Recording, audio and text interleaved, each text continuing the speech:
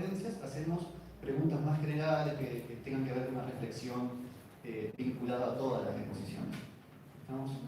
Vamos a comenzar con el trabajo de María Elena de Rosa, que se llama Estudio y caracterización del estado de conservación de fragmentos de escultura toracata de bronce depositada en el Museo de Cádiz. María Elena es profesora en artes plásticas por orientación en escultura, máster universitario en diagnóstico del estado de conservación del patrimonio histórico. También es restauradora del proyecto Puesta en Valor del Monumento a Cristóbal Colón de Arnoldo Socchi. También restauradora edilicia en la Honorable Cámara de Diputados del Congreso Nacional y actualmente en el proyecto de Puesta en Valor de la Confitería El Molino. Realizó prácticas de conservación y restauración de objetos arqueológicos de procedencia subacuática en el Museo de Cádiz y también de conservación y restauración arqueológica en el Museo de Badalona. Asistió a cursos de restauración y conservación de maderas, ornamentación edilicia, cerámica, material arqueológico y pintura sobre tela, entre otros. Le damos la bienvenida a María Elena. Bueno, muchas gracias. Como bien dijo, mi trabajo de exposición está relacionado al estudio de caracterización y estado de conservación de un fragmento de escultura toracata de bronce depositada en el Museo de Cádiz, siendo este último uno de los escenarios donde realizo las prácticas del museo del máster de diagnóstico realizado en el 2008 en Sevilla, en España. Estos estudios, parte de los estudios que voy a exponer ahora, los realicé en el Departamento de Conservación Arqueológica de este museo, en donde contribuí en las tareas relacionadas a la protección, preservación y transmisión del patrimonio arqueológico. Y otra serie de estudios también las realicé en el Instituto Andaluz del Patrimonio Histórico, IAPH, ubicado en la provincia de Sevilla, España. Esta serie de estudios comienza con la carta de restauro en la que orientaba a la creación de un proyecto de restauración siempre procedido con un estudio de la obra, pero tanto de la obra original como de todos sus añadidos o modificaciones que permitan obtener datos históricos y verificar su condición de estabilidad.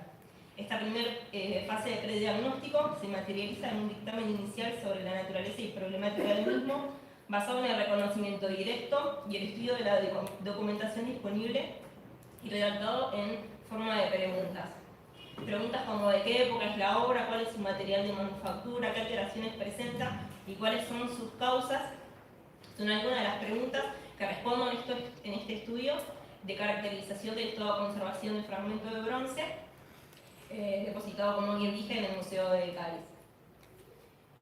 Teniendo en cuenta la definición del patrimonio arqueológico según la Ley de Patrimonio Histórico Español de 1985, es que elijo este objeto por ser una evidencia física del mensaje histórico, tecnológico y humano de una época y sitio determinado.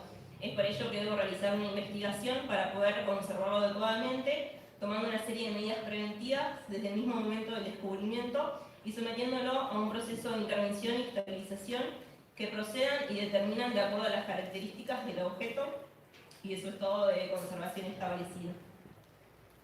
Es por ello que, como dije, hice unas tareas de investigación, que es la base de todo proceso de conservación, ya que no se puede proteger, conservar ni difundir sin haber conocido previamente el objeto.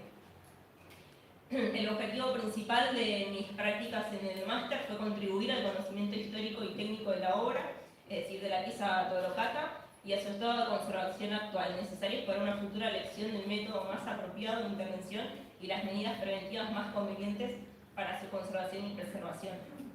Teniendo en cuenta este objetivo, en esta exposición tengo el interés de hacer conciencia, tener la conciencia profesional sobre el cuidado y manipulación que merece la obra patrimonial tras obtener el estado de degradación del mismo, la importancia de identificar las diferentes patologías que una obra patrimonial puede tener antes de accionar y reflexionar sobre los posibles procedimientos de intervención, la necesidad del uso de diferentes análisis científicos complementarios que permitan analizar los materiales constructivos y la técnica de ejecución de la obra para el conocimiento histórico artístico de la misma, el valor de localizar estas restauraciones anteriores para poder evitar originar otro tipo de degradación o la falta de cumplimiento con los criterios estéticos y de conservación por los cuales fueron incorporados, y la consideración fundamental de los conocimientos teóricos que permitan seleccionar de manera efectiva materiales nuevos y más adecuados para la restauración.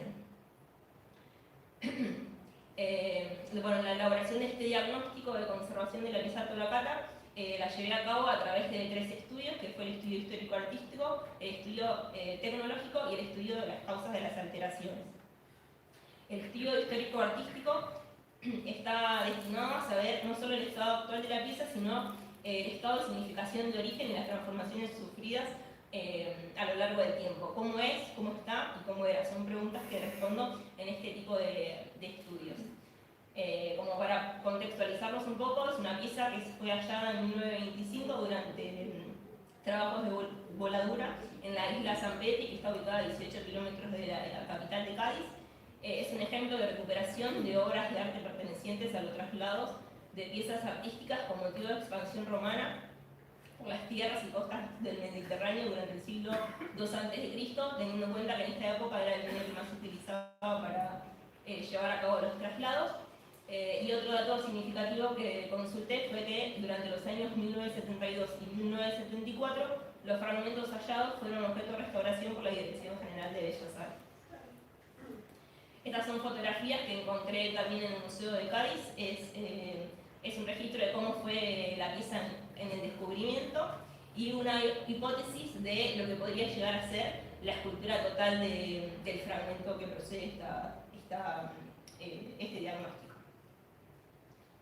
Estas son fotografías que tomé en las prácticas del estado en el que yo lo encontré.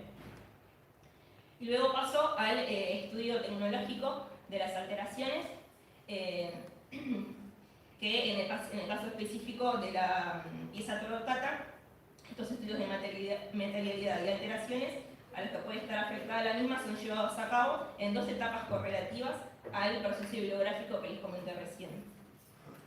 Por un lado, la primera etapa está caracterizada por la observación directa de la pieza con el fin de llevar a cabo un análisis organoléptico para su caracterización física.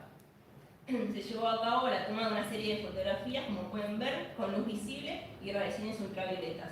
Se toman fotografías de todas las vistas y de detalles relevantes, utilizando lentes de aumento cuando sean necesarios. Acá pueden observar un registro fotográfico de cloruros activos, los cuales crean una pátina heterogénea que deja al descubrimiento gran parte del núcleo metálico en gran parte de sectores de la pieza. Acá tienen unos registros fotográficos de grietas que también son de aparentemente poca longitud y profundidad. Estas son fotografías con radiación ultravioleta que permitieron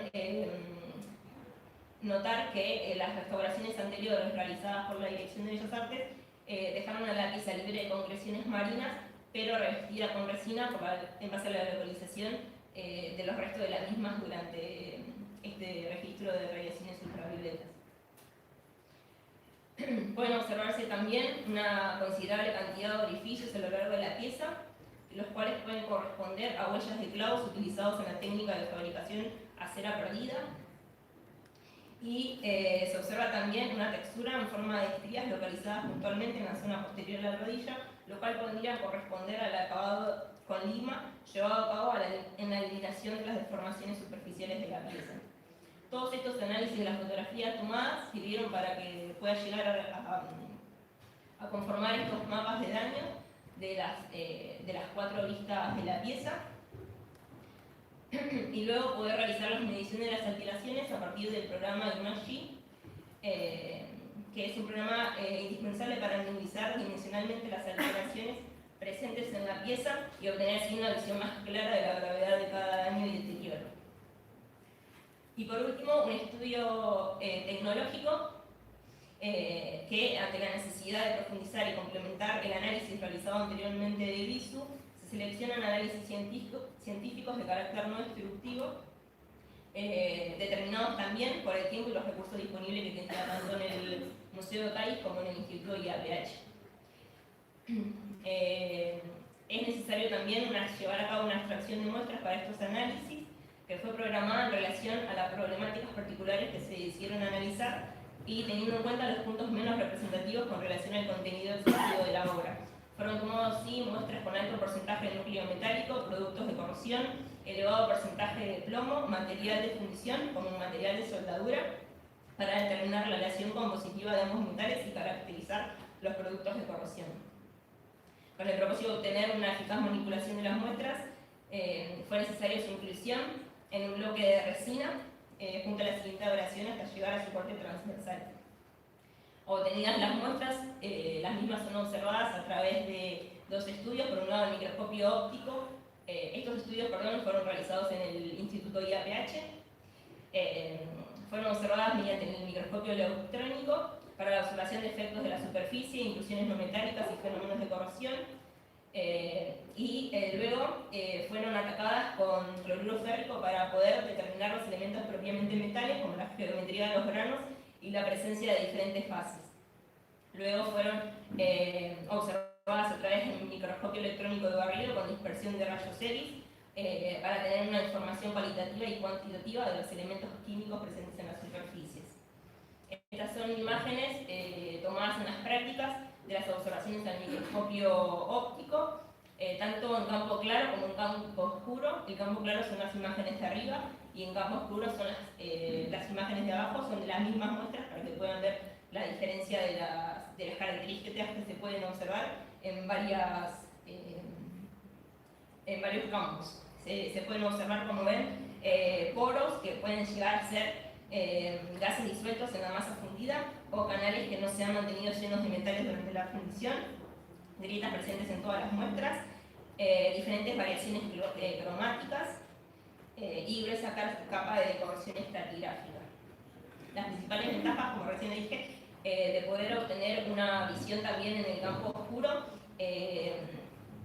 es la manifestación visual de la morfología y la distribución de productos de corrosión por color y tamaño del cristal. Es decir, que el color observado en los productos de corrosión es muy similar al color generalmente asociado al mineral en cuestión, aunque puede haber variaciones de composición u otros minerales presentes, motivo por el cual el análisis no puede ser determinado únicamente por este estudio. Por eso que después hago la observación mediante el microscopio electrónico. Luego de observar las muestras en el microscopio óptico, llevo a cabo, como dije antes, el ataque químico. Se puede observarse una estructura dendrítica característica de metales que son sometidos a técnica de fundición para su fabricación, donde los distintos puntos de fusión de los diferentes componentes de aleación dan lugar a velocidades no uniformes de crecimiento de los troncos cristalinos. Esta estructura puede llegar a verse ya que la aleación cobre y estaño se funde a 1000 y 200 grados centígrados respectivamente. Teniendo en cuenta que la forma de los granos y el tamaño de su disposición determinados durante el proceso de enfriamiento proporcionan información sobre los procesos térmicos y mecánicos que sufrió la pieza, en esta muestra se puede observar una tensión estructural con forma de cristales largos y estrechos resultado de un brusco enfriamiento del material tras su tratamiento a elevada temperatura. Esto concordaría con la función de soldadura a la que es atribuida dicha material de la muestra. En las observaciones en el microscopio electrónico de barrido con dispersión de energía se lleva a cabo para dar cuenta de las variaciones cromáticas que fueron observadas, ya que se debe a las diferentes fases de la matriz de la aleación, a causa de la solubilidad entre los metales que la conforman y a la solidificación variable de las mismas. Cuando los materiales no tienen la misma solubilidad completa, comienzan a solidificarse según su punto de fusión. Es así que empiezo a observar una fase mayoritaria de color gris oscuro, cuyo estudio elemental determina que la fase con mayor porcentaje es el cobre, al ser el elemento de mayor punto de fusión, como recién dije, que solidificaba a los 1000 grados centígrados. Una segunda fase de color gris claro, cuyo estudio elemental determina una fase intermedia con mayor porcentaje de estaño, y una tercera fase que es prácticamente plomo puro, que al ser completamente invisible con el resto de la aleación se segrega mientras se llega al proceso de solidificación. Por último, también hice un análisis por área que llegó a dar cuenta que el material utilizado era una aleación ternaria con bajo contenido de estaño, inferior al 17%, y también el alto contenido de plomo en las muestras de un área de la parte inferior de la pieza en contraposición a una muestra tomada de la parte superior, permitieron recrear la dirección de colada del metal desde el pie hacia la parte superior de la misma, al ser el plomo el elemento más pesado. Por último, también empecé a analizar la corrección estratigráfica que había observado en el microscopio electrónico, observando una primera capa con cobre y carbonato, probablemente carbonato de cobre, y cloruro, probablemente cloruro de cobre. Hay una segunda capa que se observa estaño y oxígeno, y una tercera capa que se puede observar carbonato y plomo, posiblemente carbonato de plomo. Lo interesante de esto es que la presencia de corrosión intergranular es un dato significativo sobre la autenticidad de la pieza, ya que es prácticamente imposible falsificar capas de óxidos mediante corrosión artificial de poco o corto del periodo. Bueno, como una conclusión final, con estos análisis llevados a cabo sobre el fragmento de la pierna torocata, permitió obtener información acerca del estado de conservación de la pieza en cuestión, un conocimiento más profundo de la morfología de desolación y productos de corrosión, su composición, microestructura, a fin de elaborar hipótesis sobre el medio en el cual fue fabricado, las posibles causas de sus alteraciones, junto a una propuesta de intervención. También considerar que el estudio de microscopio electrónico de barrido proporciona una buena comprensión de la naturaleza de la aleación con la corrosión, demostrando que estos últimos dependen fuertemente de la composición química de la aleación, y a pesar de que haya sido el último ensayo elemental realizado debido al tiempo y los recursos que tenían el museo y el instituto, se considera importante el uso complementario de otras técnicas analíticas en la caracterización de un mismo fragmento, junto al debate de los resultados con profesionales pertenecientes tanto al campo de la química como la arqueología. Un ejemplo de estos estudios complementarios pueden llegar a ser la radiografía, por ejemplo, para ver el estado estructural de la pieza, y también podría haber hecho también otro estudio como la cristalografía, ya que lo que hice yo fue tener un análisis elemental, pero no cristalográfico definitivamente. Plantear una propuesta de intervención junto a claras medidas de conservación preventiva, tiene el fin último de motivar a la institución en cuestión a continuar con la puesta en valor de la escultura, con la reconstrucción física y conceptual de la misma para construir la historia del pasado y poder acercárselo al resto de la comunidad. Y por último, considerar que la correcta elección de los materiales, herramientas y métodos con los que tratar a los objetos dependen no solo de las características del material que está hecho, sino en gran medida de los conocimientos de la naturaleza de los productos de alteración.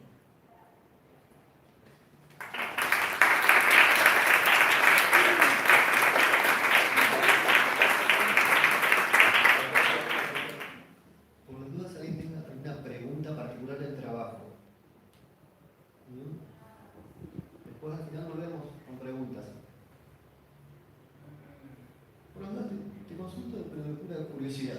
¿Era para qué eran estas? ¿Cómo? ¿Para qué eran estas esculturas? ¿Se sabe? En verdad es la escultura torocata es un hombre vestido de militar. Se usaba en época romana para alabar a alguien en vida, por lo general. ¿Y tenés idea qué pasó desde que se dejó de usar hasta que la encontraron? ¿Saben qué sucedió? ¿O si se trasladó? ¿O si se usó para otra cosa? Por ejemplo, lo que yo sé es que estuvo expuesta en su totalidad en el Museo de Cádiz, pero más información no obtuve porque ya las prácticas estaban direccionadas al estudio. En verdad también a mí me hubiese interesado capaz que la coraza es la que tiene mayor cantidad de información iconográfica de la pieza, pero teniendo en cuenta el objetivo mío que era de la caracterización, me enriquecía más tener en cuenta la pierna que otra parte de la escultura que capaz que era más significativa, no sé, en iconografía o en historia, que capaz que yo porque soy conservadora y restauradora, pero capaz que un historiador del arte hubiese elegido otra parte de la pieza y sí tendría este tipo de información disponible. o lo hubiese buscado. Muchas gracias. Bueno, le agradecemos a María Elena y ahora invitamos a Romina Gatti, quien nos va a presentar la ponencia titulada La restauración y los cambios de iconografía en un Cristo de la Paciencia. Romina es alumna avanzada en la carrera de licenciatura en Conservación y Restauración del Patrimonio Cultural y restauradora junior del Instituto de Investigaciones sobre el Patrimonio Cultural Tarea. Ha participado en importantes proyectos en el instituto, como fueron la lunetas del Museo del Libro y de la Lengua, Gil de Castro, Pico Ibaíno, entre otros. Bienvenida. Buenas tardes. Bueno, como ya mencionó Lucas, mi trabajo es sobre la restauración de una pintura, así que ha arribado al instituto en el 2016 en manos del propietario, el padre Valgorria, enrollada, que él había adquirido en un anticuario de un conocido de él que suele venderle obras, como pueden ver. El cuadro yo en el 2016, como mencioné, y él lo que deseaba era poder devolverle una devoción, ¿sí? Utilizarla para presentarla en la parroquia, para que los fieles, ¿no?, la puedan devocionar, admirar. Él tiene un salón donde expone todas las obras que restaura, elige, compra, y quería llevarlo ahí, entonces lo trajo porque es como habitué del taller. Como pueden ver, la iconografía era muy sencilla, en realidad gracias a lo escrito por Héctor Esquenone, donde se representa un Cristo de la Paciencia. Se puede ver a un Jesús esperando la muerte, sentado en una piedra, desnudo, con la corona de espinas y su mejilla estaba apoyada en el brazo, mientras que el otro descansaba entre sus piernas, con una soga entre sus cuellos y completamente ensangrentado.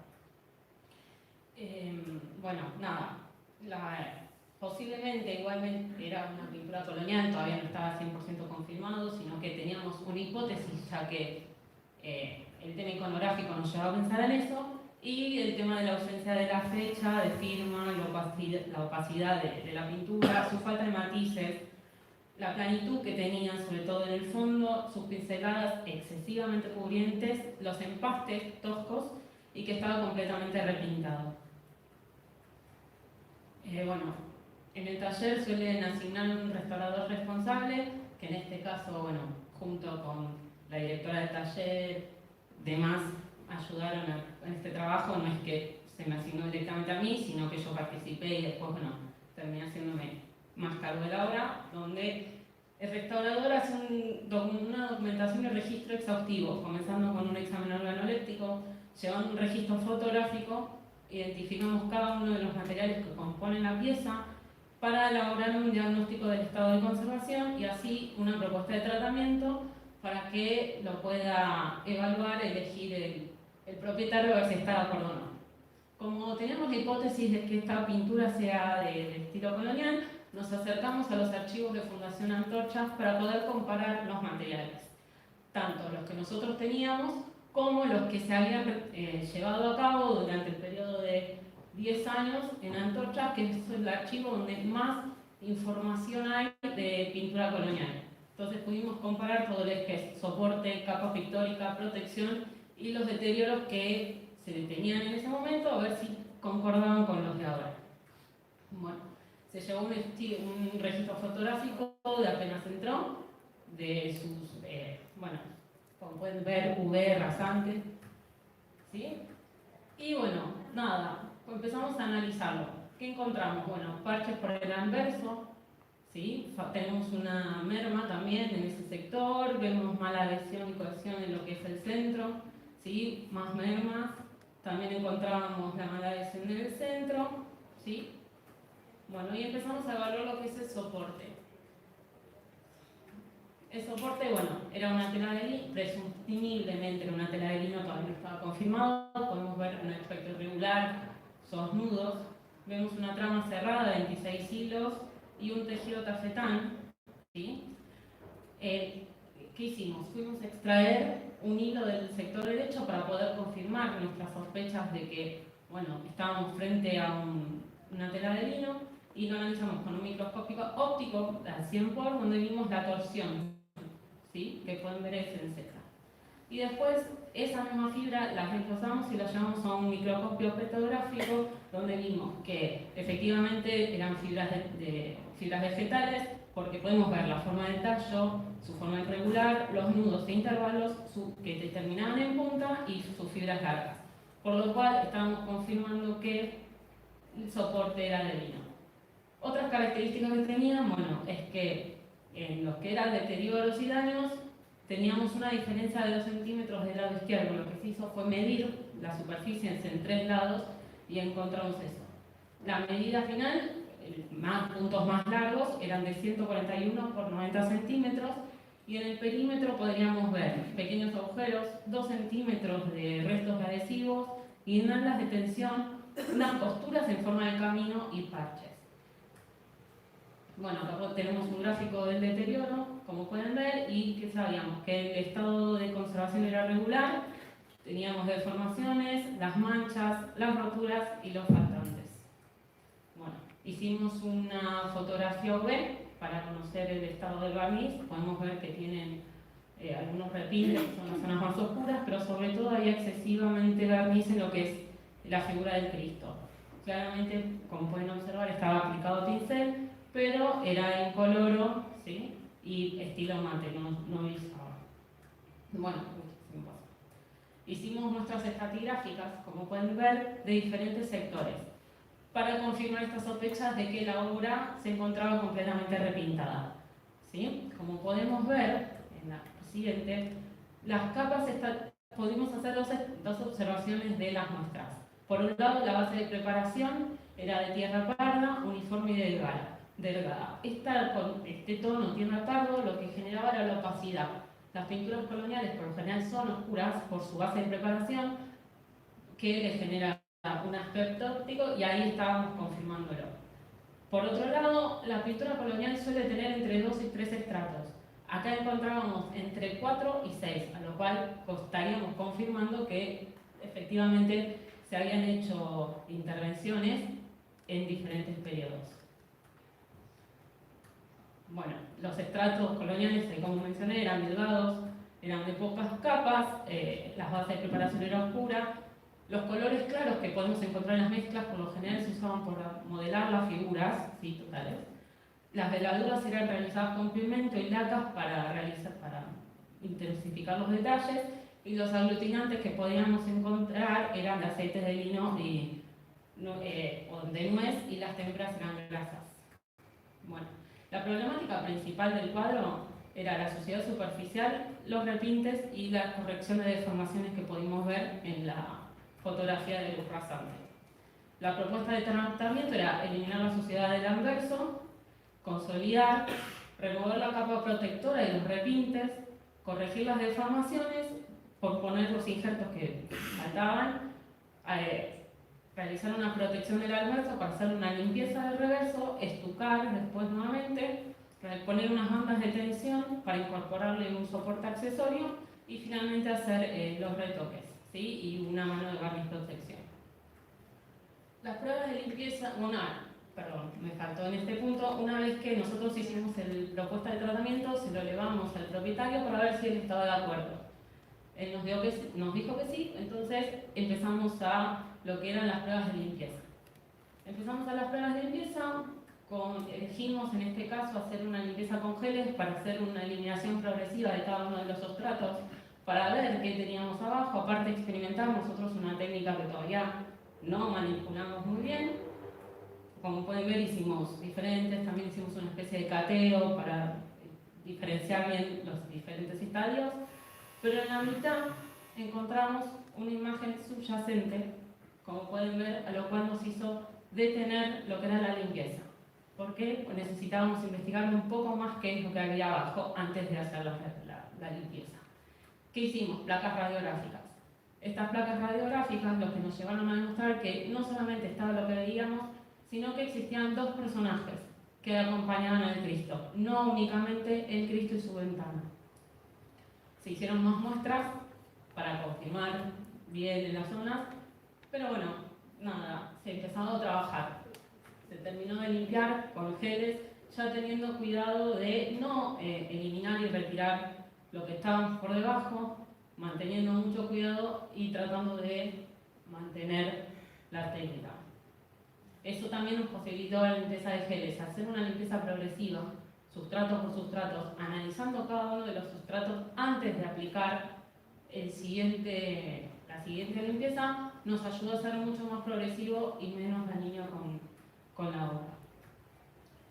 El tratamiento de restauración después continuó, como ya habíamos dicho, bueno, con la protección del anverso, la limpieza del reverso, hacer los injertos, el estucado y las bandas de tensión.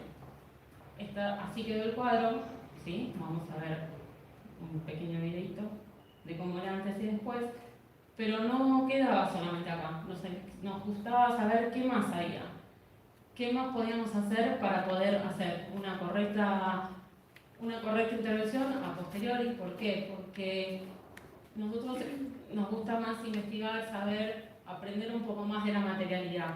Eso también nos va a llevar a poder hacer un tratamiento más adecuado y limitando los márgenes de errores.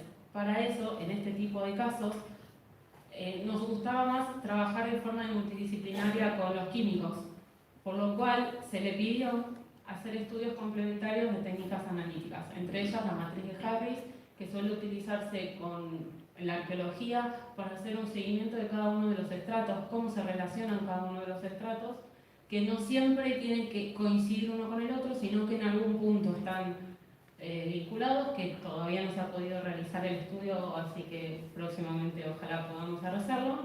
Se hizo un análisis de difracción de rayos X portátil para confirmar que los pigmentos utilizados en ese momento sean del periodo colonial, y estaría bueno trabajar todo lo que es aglutinante con el GC+A, pero lamentablemente todavía no se ha podido hacer, así que próximamente también nos gustaría analizar los aglutinantes que se utilizan en la pintura colonial. Pero como sí pudimos hacer el XRF, pudimos confirmar que los colores utilizados eran aquellos utilizados en el periodo colonial, a lo cual nos acercamos más a la hipótesis de que efectivamente el cuadro había sido realizado más o menos en el 1700. Como pueden ver, estos son los gráficos que nos otorga el equipo radio de difracción de rayos X. Y por último, ¿qué pasó? ¿Qué nos llevó a todo esto? Una nueva iconografía. Tratando de encontrar imágenes, para qué eran las imágenes, a ver si había más, si había menos. Como podemos ver, la nueva iconografía nos llevó a pensar que el Cristo de la Paciencia no era en fin lo que había querido ser. El cuadro claramente estaba recortado porque las imágenes estaban limitadas, a lo cual no se podía leer la nueva iconografía. Posiblemente podrían haber sido cualquiera de estas obras que están acá. Pero ¿por qué él decía que no era un Cristo de la Paciencia? Porque el Cristo de la Paciencia suele aparecer solo, desnudo. Y en este caso aparecían los personajes. Entonces se generaba toda una cierta duda.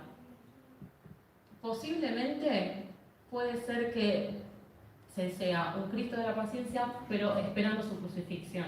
¿Por qué? Porque encontramos la soga, porque encontramos las marcas de flagelación y porque ya estaba en el interior y no se encontraba en el exterior como suele aparecer el Cristo de la Paciencia. Bueno, no mucho más. Muchísimas gracias por...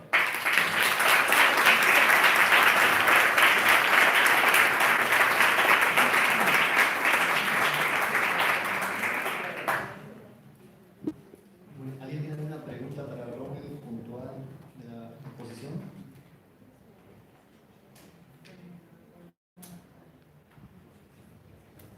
Bueno, Romy, ¿cómo pensás seguir ahora en inmediato? ¿Vas a hacer rama de las estratigrafías? Sí, la idea es que sí, ya que tenemos muchas estratigrafías muestras tomadas. Lo primero que se hacía es el XRF. No se ha podido hacer antes por una cuestión de que no estaba el equipo, entonces primero se hizo las muestras y ahora se van a ver si se pueden llevar al microscopio para tratar de confirmar esto, para identificar bien los colores, los pigmentos y los materiales.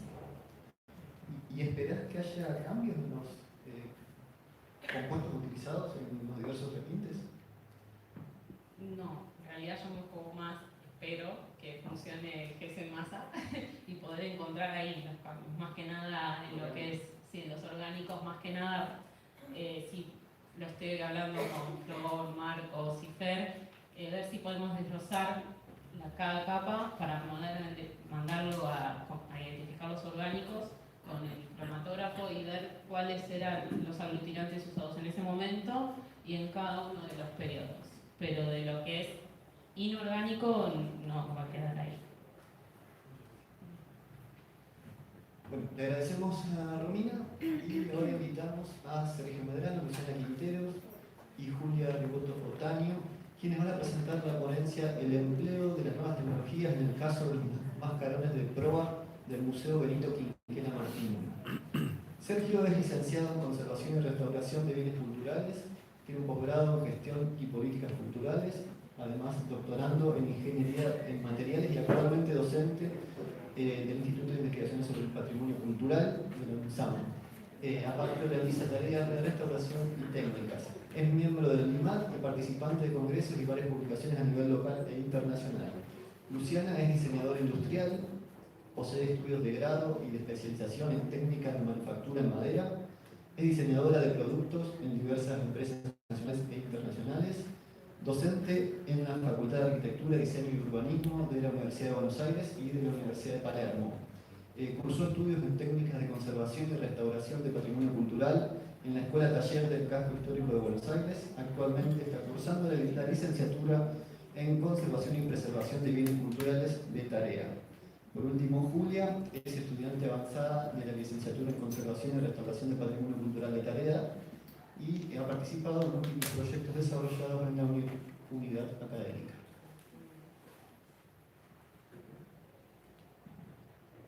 Hola, buenas tardes a todos.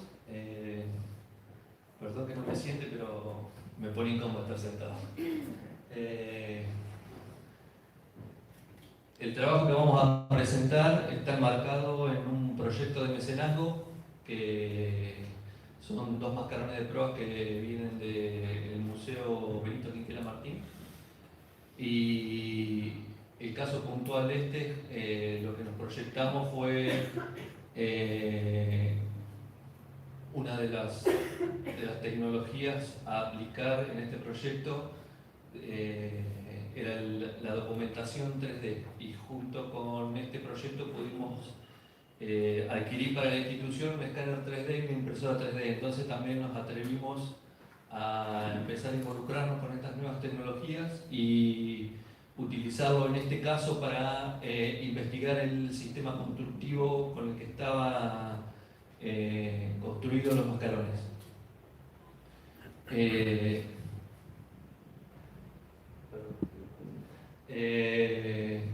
Estos son los 2 mascarones que llegaron al taller. La diosa Venus y el dios Eolo. Ambos mascarones pertenecieron a 2 vapores. 2 vapores que acá se pueden observar. Los dos vapores fueron construidos en Dumbarton, Escocia, por la empresa Lehman Brothers. Uno en el año 89 y el otro en el año 1884. Cuando llegan al taller para ser intervenidos, luego de un largo proceso documental previo, lo que se decide hacer luego del proceso de intervención para explicar un poco el tema de el fin vendría a ser de la obra, porque si bien ambas obras, para que tengan un concepto de las mismas, pertenecieron a dos embarcaciones, y el concepto del mascarón en sí era la protección de la embarcación, del navegante, fueron muy intervenidos. Entonces se quiso hacer una reconstrucción arqueológica de lo mismo. Por ende, si bien como entraron y como están ahora han cambiado mucho, tal vez puede ser un poco chocante todavía en el tema del dispositivo. Entonces también para explicar un poco del porqué esa metodología que se tomó, y también para que quede un material explicativo, es que utilizamos esta nueva tecnología. Ahora mis 2 compañeras, Luciana y Julia, van a explicar un poco estas metodologías nuevas que utilizamos, que fueron con el escáner 3D. Bueno, como ya les dijo Julio, lo que buscamos fueron aplicar dos técnicas para la digitalización de los dos objetos, de las dos piezas. La primera de las técnicas fue utilizar el escáner láser, en este caso es un escáner portátil. Les voy a decir muy rápidamente más o menos cuáles son las características y después los pasos que seguimos como para utilizarlo. En líneas generales, las dos técnicas que usamos, lo que queríamos era lograr como un primer acercamiento, una primera experimentación y ver en base a eso, registrar qué ventajas tenía con respecto a lo que buscábamos, que era la documentación final para poder ver los métodos constructivos que se habían utilizado en los mascarones. Como les decía, el escáner es un instrumento portátil que a grandes rasgos trabaja gracias a un haz de luz láser que se proyecta sobre un objeto. El objeto, a su vez, si quieren decirlo de alguna manera, retroproyecta esa luz que recibe y eso es captado por la cámara del escáner. Con ese sistema que se llama, o sea, esto es muy a grandes rasgos, el nombre de esto se llama triangulación láser y lo que nos permite es que ese objeto que estamos escaneando se convierta digitalmente en una sucesión de triangulitos, de polígonos, que en la sumatoria reconstituyen la superficie por la cual se hizo el barrido en el escáner. Lo que hicimos nosotros específicamente, ahí ven al equipo trabajando, fue ir recorriendo esta pieza concéntricamente con respecto al eje vertical. La verdad que fue nuestro primer acercamiento, o sea que la experiencia la fuimos haciendo paso a paso. Lo primero que pudimos decodificar es que por las características de este escáner no podíamos lograr una codificación completa de la pieza en un solo paso. Por lo cual lo que hicimos fue como subdividirla virtualmente en 4 porciones. Y fuimos rotando alrededor de ambos mascarones en esas 4 secciones como para tratar de obtener la mayor cantidad de información de esa superficie. Les decía que lo hicimos en 3 fases. Esto es básicamente cómo trabaja el escáner. La primera fase es obtener esa malla que yo les comentaba, en la cual el objeto se digitaliza en la computadora. Esa primera fase que llamamos obtención de malla es lo que se ve en forma directa y en resolución a escala 1 en 1 en las imágenes que tienen acá. O sea, esa es la interfase que uno logra a medida que va haciendo el proceso. La segunda etapa es una etapa en donde una vez que ya está hecha esa superficie con polígonos en el soft, en este caso que es propio del escáner, vamos a hacer un primer tratamiento que es eliminar como toda la suciedad que nos queda registrada del ambiente. O sea, el escáner es muy sensible, por lo cual no solo registra el objeto que estamos queriendo documentar, sino también elementos del entorno. En esta segunda fase lo que hicimos con el soft mismo del Sense 2, que es el escáner, fue limpiar esa suciedad y a la vez reconstruir y cerrar el modelo. Es decir, si hay partes, por ejemplo, que quedaron sin escanear, el soft solo reconstruye esas pequeñas porciones. Por supuesto que cuanto más lento se haga este recorrido y barrido sobre la pieza, mayor la cantidad de definición y de detalle que se logra sobre la pieza que se escanea.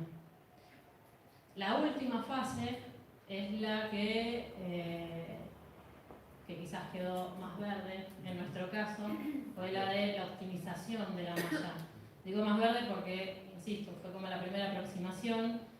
Lo que vimos que una vez que se solidifica esa malla que generamos digitalmente, con eso lo que se puede hacer es trabajar en otros programas de edición que de acuerdo a cuál es el objetivo de la intervención que se quiera hacer, cuál es el programa que se puede elegir. A grandes rasgos nosotros probamos con 2, uno que se llama Rhinoceros, que es netamente para producción fabril, que en este caso, si se hubiera querido, hubiera permitido la generación de faltantes, por ejemplo, la reconstitución real de una pieza en determinado material o incluso para generar modelos para luego hacer moldes para la reconstitución de esas piezas.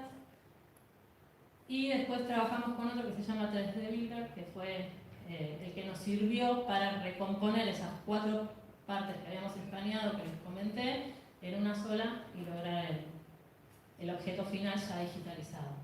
Bueno, esto es la primera técnica que experimentamos. La segunda es de fotogrametría, que Julia les va a contar.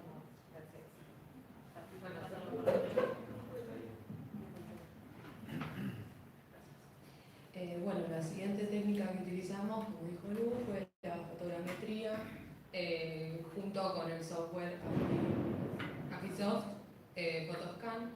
Y básicamente la fotogrametría es una técnica mediante la cual, a partir de fotos bidimensionales convencionales tomadas con una cámara digital compacta, en un formato especial que es EXIF, que es la única, digamos, el único requisito que tiene que tener la foto. Tiene una serie de metadatos que te dan información sobre la distancia focal y el tamaño del sensor de la cámara. Entonces, a partir de ahí, el software puede recopilar y reconstruir tridimensionalmente con las imágenes que tomamos previamente.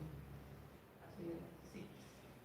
Bueno, en el taller lo usamos, o sea, hay que tener en cuenta ciertas variables que son importantes al momento de sacar las fotos, porque a diferencia del Sense, el escáner, no se puede ver en vivo y en directo lo que estás haciendo y si estás tomando correctamente la foto.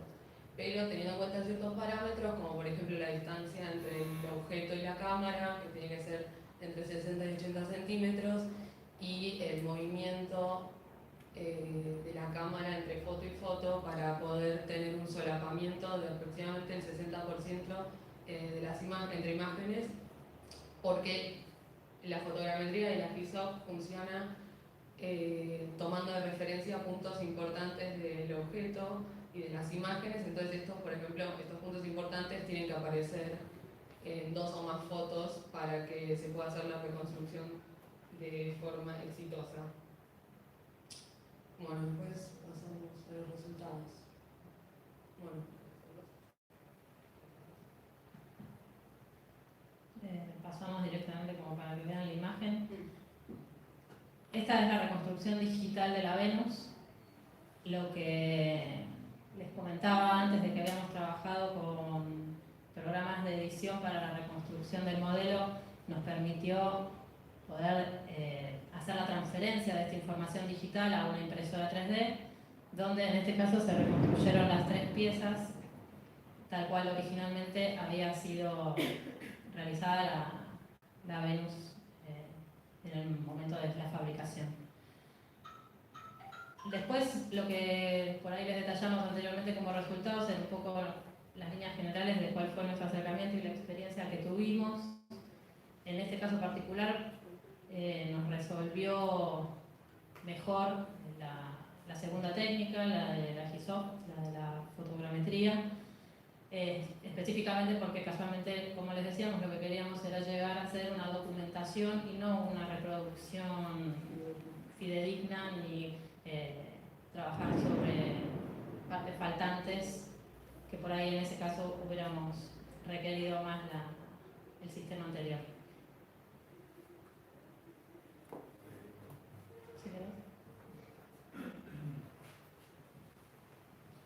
Bueno, y a nivel de conclusión de esta etapa, bueno, como decía Lu, y lo que nos propusimos como un primer acercamiento a la técnica fue muy positivo, porque también nos dimos cuenta en base a lo que teníamos en mano, que era un escáner que pensábamos que resolvía todo, y a medida que íbamos avanzando nos surgieron un montón de dudas, por lo cual también esto nos da una apertura de que más allá de que se vayan los mascarones del taller, vamos a continuar investigando sobre esta técnica, y también nos abre la puerta a que sigamos investigando sobre otro tipo de software, porque si bien en este caso por los tiempos que tuvimos pudimos examinar el rinoceros y el photoscan. La idea es que en el mercado hay otro tipo de escáner y hay otro tipo de soft que pueden llegar a darnos mayor información. Y bueno, el tema es que lo que tenemos que hacer es tomar todas esas herramientas y la idea es seguir estudiándolos, y la idea sería escribir un protocolo de ayuda a otras instituciones que digan, bueno, si en algún momento tenemos la posibilidad de obtener un escáner o obtener un soft libre o educativo, qué manera tenemos que utilizar nosotros para manejarlo y poder sacarle el mejor jugo. Así que bueno, les agradezco a todos y gracias.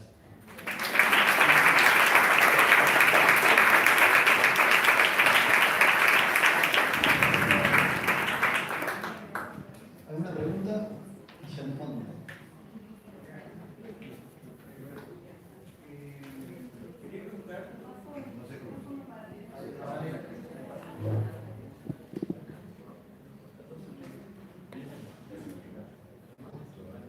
¿Aló? ¿Ahí? Quería preguntar en qué medida el ejercicio sirvió para conocer los métodos constructivos, que era en el fondo el objetivo que yo les escuché en un comienzo. ¿Sí?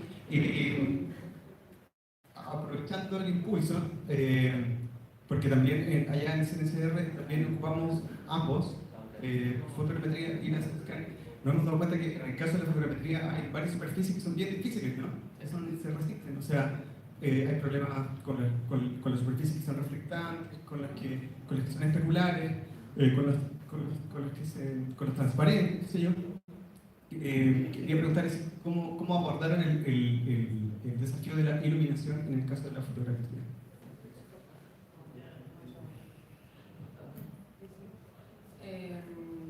En este caso, como era un objeto opaco, digamos, no tuvimos problemas, y además no reflejaba mucha luz, no hubo problemas para sacar las fotos, pero sí, uno de los requisitos es ese, que no refleje demasiada luz y los objetos oscuros. Pero sí, como hicimos solo el estudio de los mascarones, no nos representó mayor problema. En este caso todavía no. Nada. Aparte también nosotros nos tomamos tanto el escáner como la parte de fotogrametría como un método de documentación, que básicamente el fin iba a ser para explicar un método constructivo, no iba para hacer ninguna reconstrucción ni nada que requiriera mayor detalle, porque también nos dimos cuenta que, como explicaba Luciana, bueno, y que nos queda investigar a futuro, y que vimos también en varios trabajos escritos, esto que vos preguntás, el tema de la luz y de un problema, es que en este caso a nosotros, si bien los vimos, no nos afectaron como objetivo final, porque tampoco era buscar el tema de la reposición.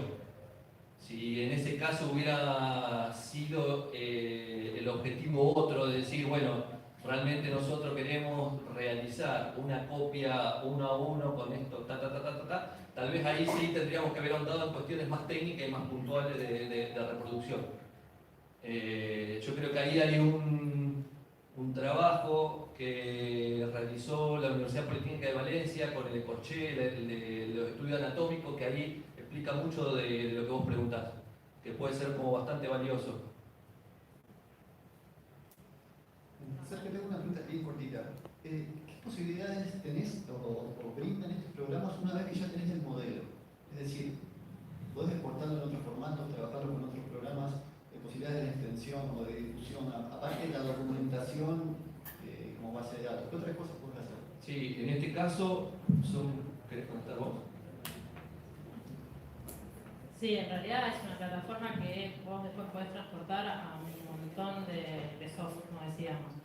Acá, o sea, vos lo transformás como punto STP, para los que están en temas fabriles, es como la documentación o el formato en excelencia como para pasar a cualquier otro programa que sea para reproducción.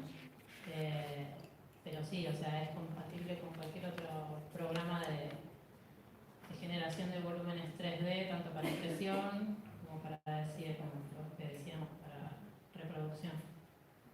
Bueno, y agrego otra cosa que, aparte de utilizar esto para realizar el sistema constructivo, también nos dimos cuenta que al nosotros haber escogido el photoscan, no teníamos tanto nivel de detalle como con el Sense. Entonces, también nos dimos cuenta de que a la hora de brindar esa información al museo, por un lado, vamos a conjugar como dos metodologías. Una metodología va a ser la impresión 3D para la parte del sistema constructivo, pero la idea también es construir un sistema virtual que explique en detalle, con una animación, y aparte, como les explicaba al principio, la obra había sido repintada, repintada. La obra había tenido en su vida entre 5 y 20 capas de pintura por su función.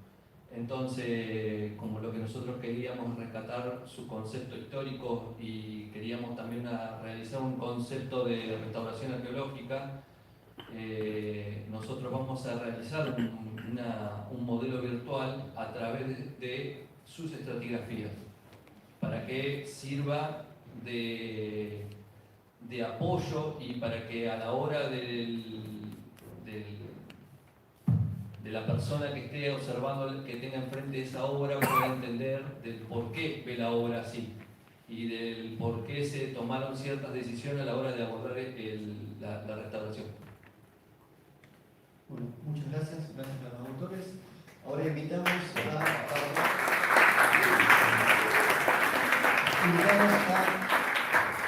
Eugenia Echeverri, quien va a presentar la ponencia Una aproximación físico-química a las historias del pintado de Oyola 34, aportes de la investigación arqueológica a la conservación de sitios con arte rupestre prehispánico. Eugenia es estudiante avanzada de la carrera de Ciencias Antropológicas con orientación en Arqueología de la Facultad de Filosofía y Letras de la UBA. Desde el año 2015 colabora con las investigaciones arqueológicas que se desarrollan en el sitio de Oyola y con los estudios de sus pinturas rupestres llevados a cabo desde el Instituto de Investigaciones sobre el Patrimonio Cultural. En el marco de esos trabajos se encuentra actualmente realizando su tesis de licenciatura. Por último, es becaria del Consejo Universitario Nacional en el programa de becas de iniciación a la investigación 2018-2019. Bueno, hola, buenas tardes. Muchas gracias, Lucas, por la presentación.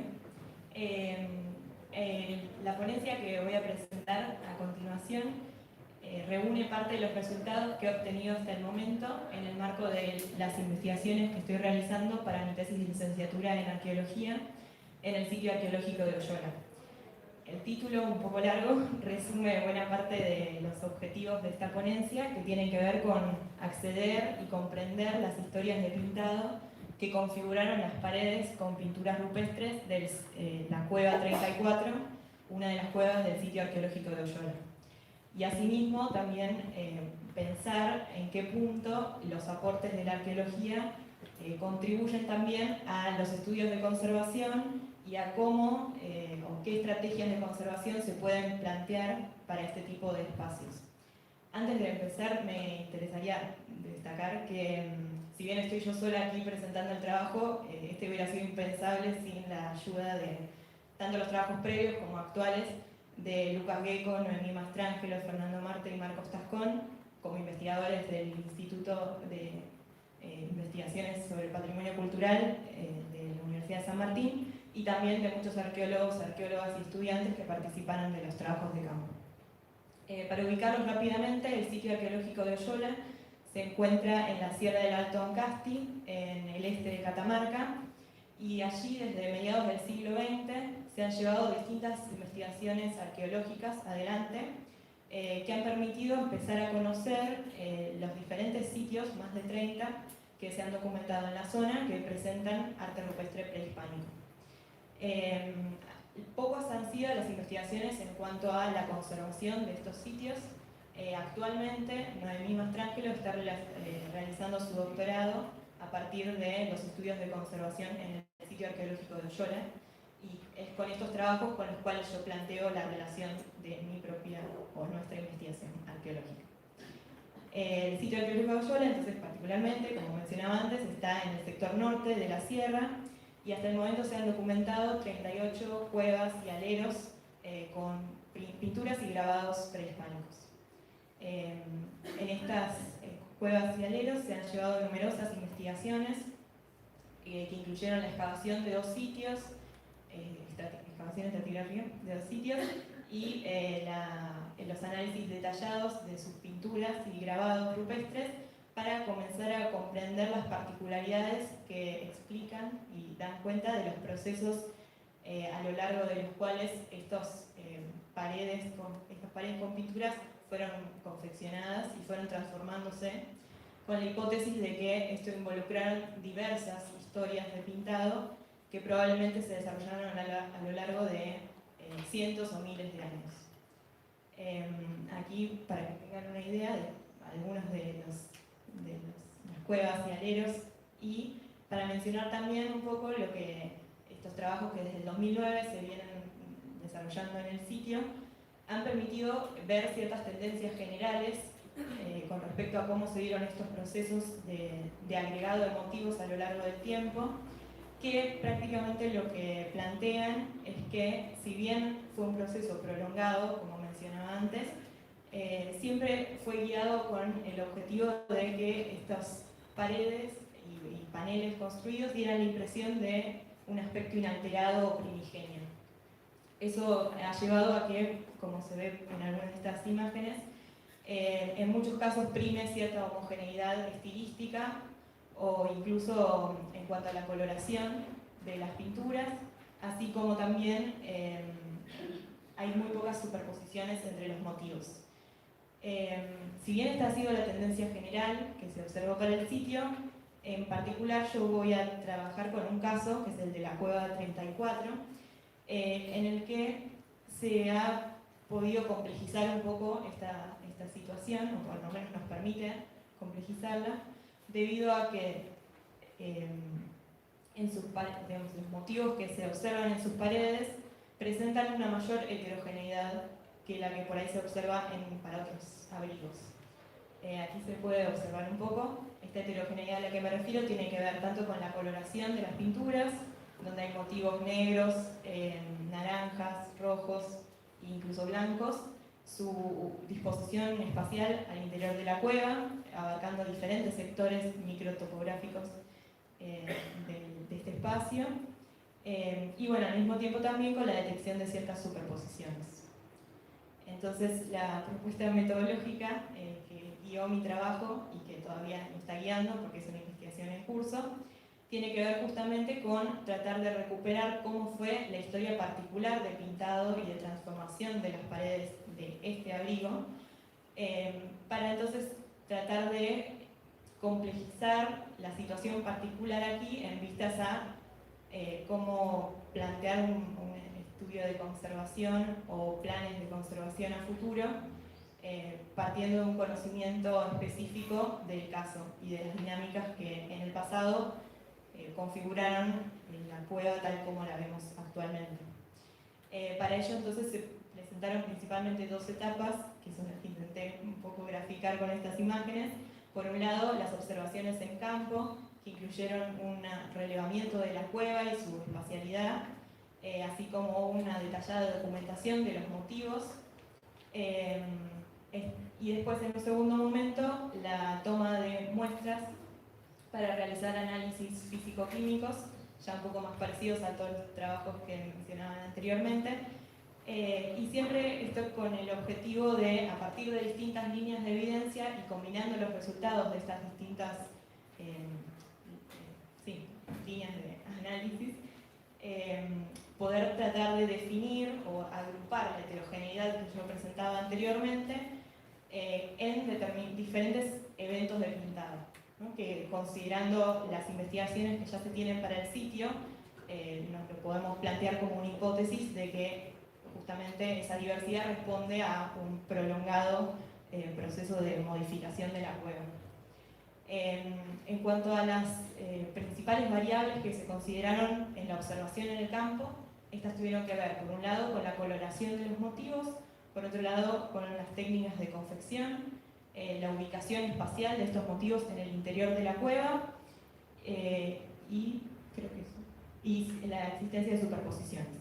Esto permitió, por un lado, entonces, definir entre los conjuntos naranjas y rojos, entre los motivos naranjas y rojos, 5 conjuntos diferentes. Entre los motivos blancos, un conjunto más. Entre los motivos negros a grises, 3 conjuntos, de manera preliminar. ¿No? Y esto ya habla de una digamos, la utilidad que esta línea de indagación ha permitido para ordenar esta heterogeneidad, ¿no? Como en una primera aproximación. Y luego se fueron, considerando este primer ordenamiento, se tomaron muestras de algunos de estos motivos. En total se tomaron 25 muestras, siguiendo un protocolo definido por especialistas. Y estas muestras fueron incluidas en microestratigrafías para observar los cortes transversales y caracterizar cada uno de estos estratos pictóricos. Así, las microestratigrafías fueron a partir de observaciones en un microscopio polarizado y fotografías de estas microestratigrafías, permitieron agruparlas, por un lado, a las muestras rojas y naranjas en 2 grandes grupos, a partir de su coloración y de la micromorfología de estos estratos. Luego, las muestras negras también pudieron ser agrupadas, al menos preliminarmente, en 3 grupos, siempre considerando que los estratos pictóricos negros están integrados por conglomerados de partículas negras pequeñas, pero en algunos casos presentando unos sectores más amarronados y en otros rojizos con blanco. Son todas observaciones preliminares, digamos. Pero bueno, en cuanto a las muestras grises, que en un principio fueron tomadas como negras, pero al observar la microestratigrafía se notó esta diferencia, por eso fueron agrupadas en otro conjunto. También se pudieron definir 2 grupos, uno con aquellas capas que simplemente se observaban como grises, y luego en un segundo en donde la capa superior, estratigráficamente hablando, se veía oscurecida, pero digamos, abajo se observó otra capa más clara que bueno, un poco después, por otro lado, estoy como medio, espero que no sea muy caótico, porque un poco el trabajo abre distintas líneas de análisis y por ahí lo rico en realidad va a ser cuando se puedan integrar todas estas líneas y ver cómo se combinan cada una de estas distintas agrupaciones que venimos planteando. Pero bueno, espero no estarlos mareando demasiado. En cuanto a los análisis químicos, también se empezaron a realizar algunos con la técnica de microespectroscopía de Raman en la CONEA y la técnica de CMDS en el INTI, y esto nos ha permitido comenzar a comprender estas características que yo antes mencionaba, que se observaban a partir de los cortes transversales de las microestratigrafías en términos de su composición química. Aquí puse algunos de los espectros, hasta el momento son también, falta profundizar en estos análisis y problematizar sus resultados, pero para esta pintura roja se determinó que estaba compuesta de hematita, yeso y huehuelita. Para los negros se estableció que se había utilizado óxido de manganeso para confeccionar la mezcla de pintura.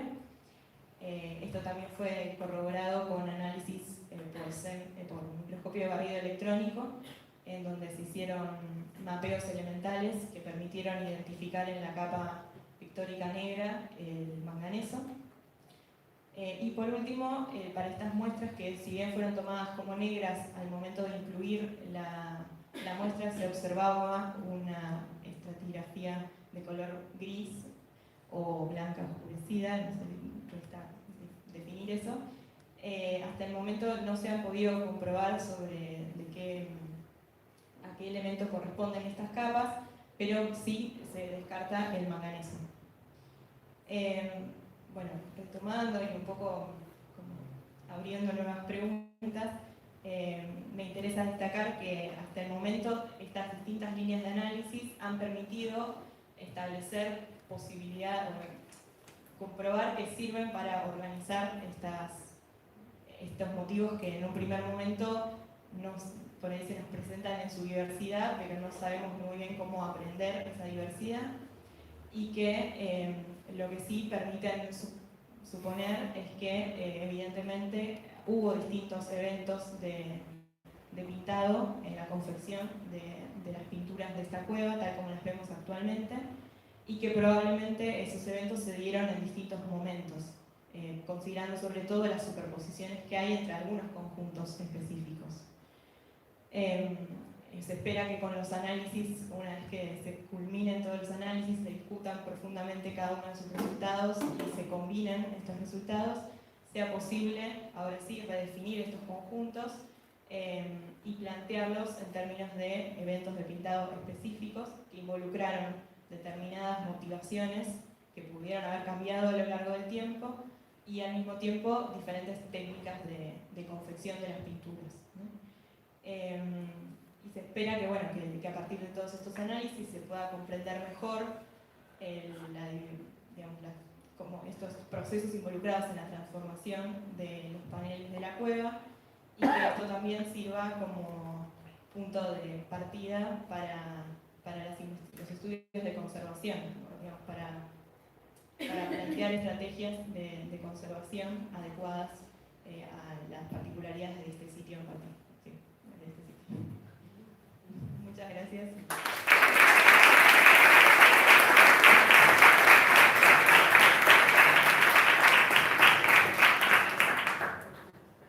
¿Alguna pregunta?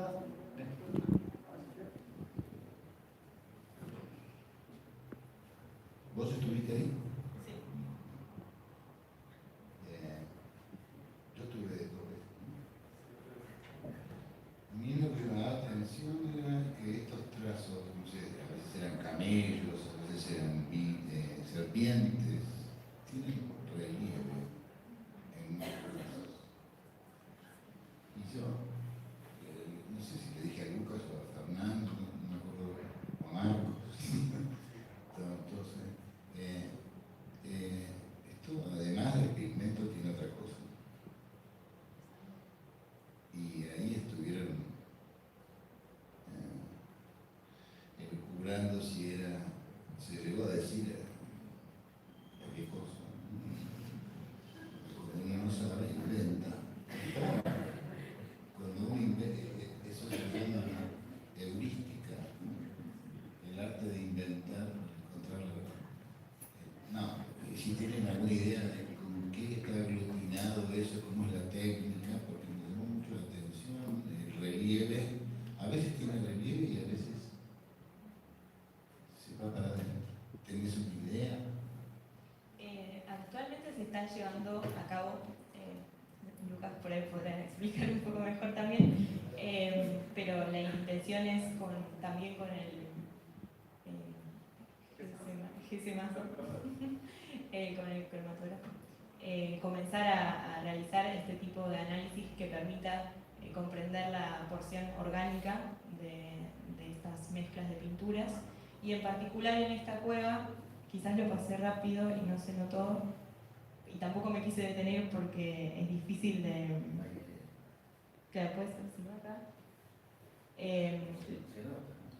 Claro, como que notamos muchas, entre los conjuntos de motivos negros y grises, una de las principales variables que tomamos para diferenciarlos fue estos sectores de las pinturas en donde se observaban como alteraciones muy particulares de la mezcla de la pintura, digamos. Y estas alteraciones, si bien por ahí a distancia los motivos no se ven tan diferentes en cuanto a la coloración, sí se veían diferentes entre sí. Y una de las ideas que teníamos con Lucas es que quizás se podían relacionar con no diferencias en la parte orgánica de las mezclas, y inorgánica, sino que sería lo que estas pinturas justo nos están dando en generar manganeso como pigmento, pero que quizás con análisis orgánicos sí podríamos ver diferencias en la composición. Pero hasta ahora no sabemos nada al respecto. Bueno, sí, la parte orgánica la estamos investigando, respondo un poquito. Pero lo que estamos viendo es que es muy probable que existan diversos aglutinantes. Por cómo se deterioran de manera diferencial distintos conjuntos de pinturas, las cuales poseen los mismos pigmentos y las mismas cargas. Entonces lo que esperamos es que las diferencias sean los aglutinantes. Pero bueno, estamos justo empezando esta semana que viene, así que la próxima capaz que tenemos un dato. Ahí creo que hay otra pregunta.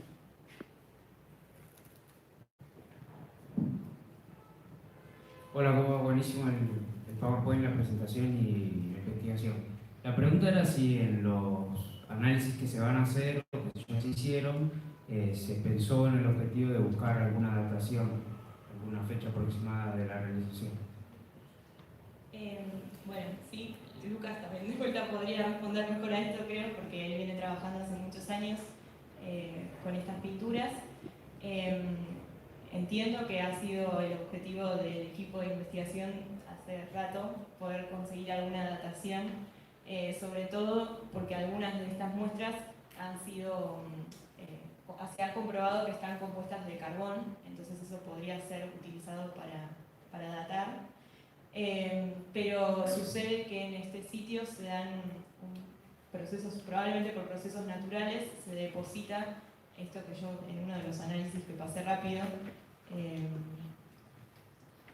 mencionaba, que es la huevuelita, que como es un componente, claro, un oxalato de calcio, que probablemente lo que hace es como rejuvenecer la muestra, ¿no? No sé si eso. Entonces, se está viendo si existe alguna posibilidad de, en estas microestratigrafías, poder con alguna técnica de láser eliminar estas capas que podrían rejuvenecer los fechados y ahí sí fechar la capa orgánica únicamente. ¿Alguna pregunta más? Si no, pasamos a la última ponencia, después tenemos otro tiempo para más preguntas. Bueno, le agradecemos a Eugenia y ahora invitamos a María Victoria Zucchi, quien va a presentar la ponencia titulada Las vasijas del TACO 19, avances en los estudios físico-químicos como herramienta para el conocimiento de los procesos históricos y el estado de conservación de los materiales cerámicos. Victoria es licenciada en Conservación y Restauración de Bienes Culturales. Desde el 2013 es encargada de la conservación del Archivo Histórico y del Museo de la Diplomacia, perteneciente al Ministerio de Relaciones Exteriores y Culto. Se encuentra en proceso de escritura de la tesis de maestría en Historia del Arte Argentino y Latinoamericano de la Universidad de San Martín. Bueno, hola, buenas tardes, gracias Lucas. Bueno, hoy voy a hablar de un grupo de vasijas que se encontraron en el sitio, esto se baja, en el sitio del TACO 19, en la Sierra del Alto Ancasti. Antes de empezar con todo esto, bueno, un poco lo que comentaba Euge, esto es una investigación siempre que tiene atrás un equipo y un trabajo largo. No, gracias. Y que a veces parece medio injusto que figure una sola persona como autora, porque la verdad que sin el trabajo de toda esta gente que estuvo atrás no se podría haber logrado nada de esto, y es interesante tenerlo en cuenta. Bueno, el objetivo de esta investigación es conocer la materialidad de las piezas en cuestión para lograr entender los procesos de deterioro que nos permitan delinear planes de conservación acordes, y también conocer los procesos de confección y las decisiones técnicas tomadas por aquellas personas que confeccionaron estas piezas, pensándolo también como una forma de preservar el saber hacer como una forma de patrimonio intangible.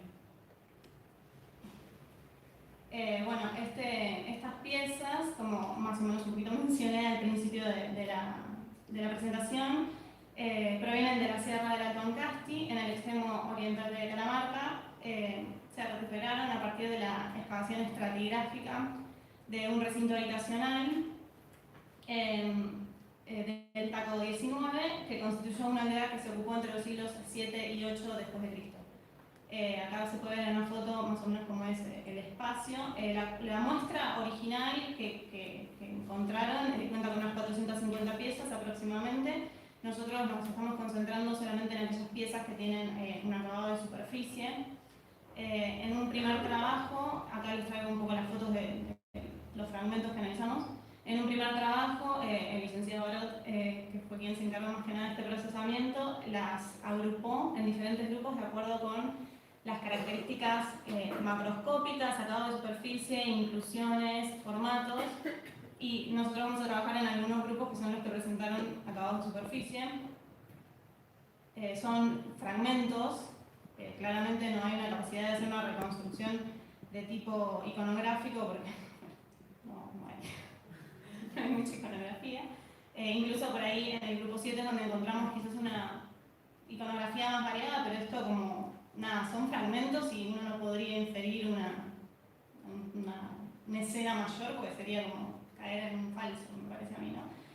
Esta fue una de las tantas razones por las cuales la metodología que elegimos fue de carácter físico-químico, trabajando con fluorescencia de rayos X.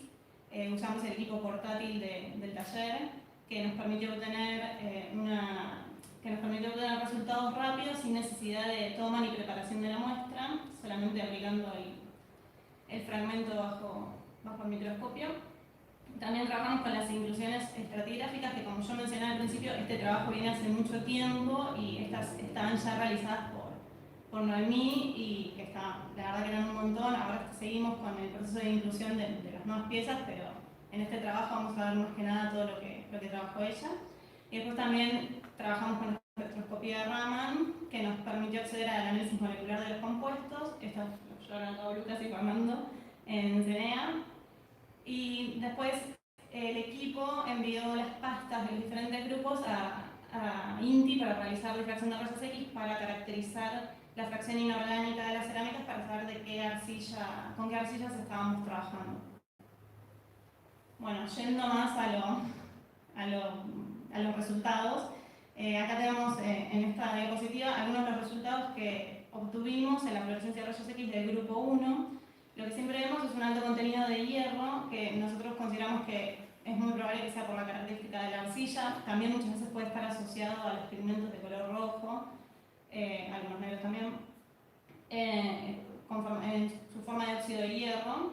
Algo que nos llamó mucho la atención en este grupo, que para mí fue bastante interesante, fueron los altos contenidos de calcio que se observaron en las piezas que teníamos para analizar, en todas como una constante, y traje específicamente esta, no traje todas porque son muchas, en la que nos llamó la atención, incluso surgió como un debate, y es lo rico de estas investigaciones interdisciplinarias, que cuando hicimos el análisis de fluorescencia del reverso, había como una mancha blanquecina y había muchísimo calcio concentrado, y yo lo primero que dije a Lucas es, esto es un deterioro.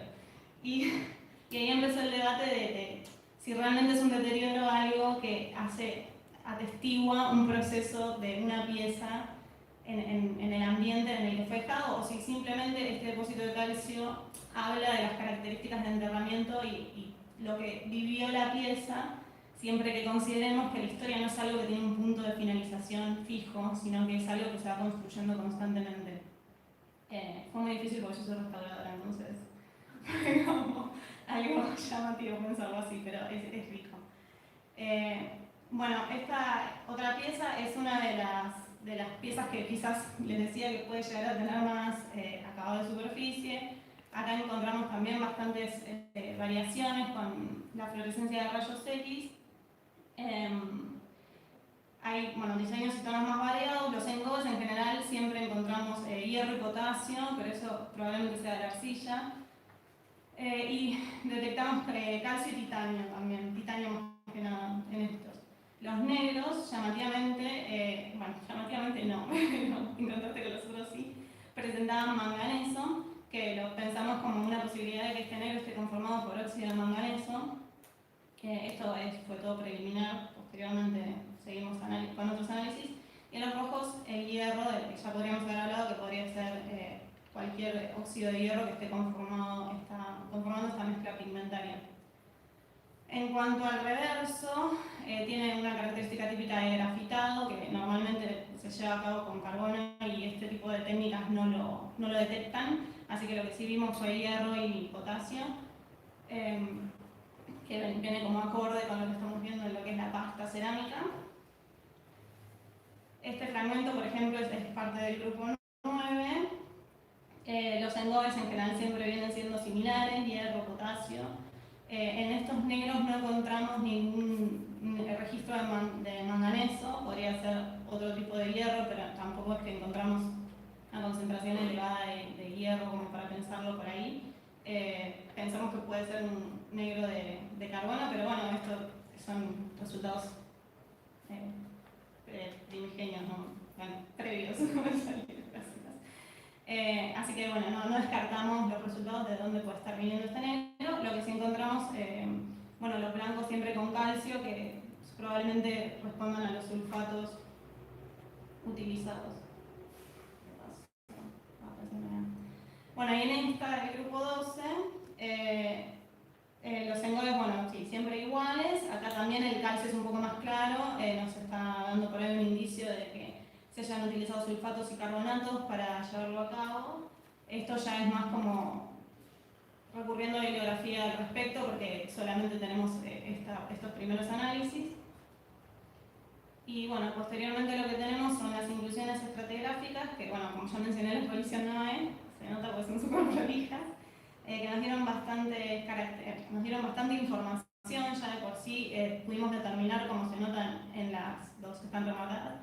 La superior se puede observar que el engobe, que ya teníamos como hipótesis que era común a toda la pieza, ahí se puede notar en esa porción blanquecina que bueno, nuestra hipótesis era real. Primero se hizo un engobe y después se realizaron los pigmentos. Y en la microestratigrafía de abajo, lo que notamos también llamativo es la partícula, esa roja, ahí en el medio del negro, que bueno, que nos da pautas para después analizar las microestratigrafías en Raman. Bueno, yo soy muy honesta, así que les tengo que mostrar que la primera microraman que hicimos nos dio un espectro que no pudimos identificar de qué era, pero bueno, esto solamente es el inicio de algo que se va a seguir investigando, pero bueno, no la podía dejar afuera porque me sentía mal.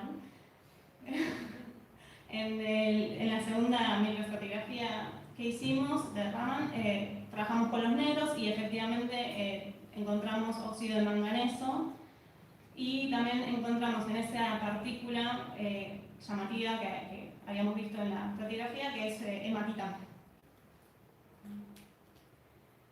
Y por último, lo que hicimos fue analizar el color rojizo o rabino, que nos mostró presencia de hematita.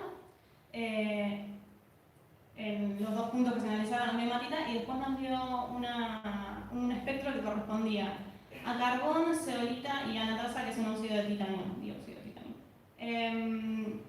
Lo que pensamos, bueno, esto hay que seguir analizándolo mucho. Lo que pensamos, la zeolita, tenemos dos teorías. Una puede ser que se haya hecho un engobe con una arcilla líquida. La otra teoría es que la arcilla utilizada, esto es adelante, es medio spoiler, pero la arcilla utilizada para confeccionar estas cerámicas es hilita, y consultando con un geólogo, lo que nos dijo es que la hilita sometida a altas temperaturas puede devenir en zeolita, pero bueno, esto todos son teorías, así que vamos a seguir claramente analizando. Y acá lo que estamos viendo es que el equipo envió las pastas que tenían de los grupos cerámicos a analizar a INTI por difracción de rayos X, y lo que nos mostró, lo que nos dijo el licenciado que se encargó de Rodrigo Álvarez de todo esto, es que es hilita en general, que es la arcilla que se encuentra comúnmente en todo el territorio, es la arcilla que siempre vamos a estar encontrando, y también se encontró asociada a cuarzo. Bueno, fue un poco rápido. Bueno, en cuanto a las conclusiones a las que arribamos en este trabajo, que es bastante como inicial, es que la presencia de manganeso en un grupo de las cerámicas nos permitiría inferir que no existía una diferentes para los diferentes tipos cerámicos. También con las estratigrafías realizadas pudimos determinar características de las capas que conforman las piezas, como el grosor, la composición, la disposición de las capas. También lo que fue muy útil de este trabajo fue evidenciar la complementariedad de estos análisis, porque la verdad es que la fluorescencia de rayos X nos determinó más o menos qué elemento íbamos a encontrar. La toma de muestra y a las inclusiones que nos dio acceso al corte transversal de la superficie cerámica nos permitió acceder con análisis Raman a la composición de las diferentes capas y bueno, la inflexión que nos sirvió para saber de qué arcilla estábamos trabajando. Como siempre estamos viendo que nunca se puede hacer solo una sola técnica, sino que siempre está bueno como continuar con la complementariedad. También quedó demostrado el valor testimonial documental de estas piezas, porque la realidad es que con unos pocos análisis obtuvimos un montón de información, esto recién empieza, tenemos idea de seguir investigando más y también, bueno, esto tiene un poco más que ver con la tesis de maestría, pero la idea es contrastar tipos cerámicas en diferentes contextos y esa información nos va a dar, como, para mí, resultados muy ricos.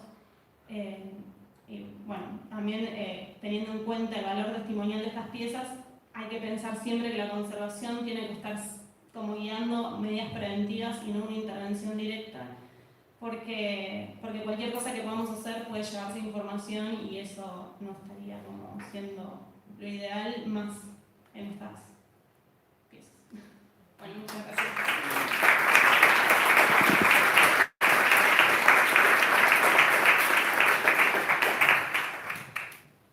¿Alguna pregunta para Victoria?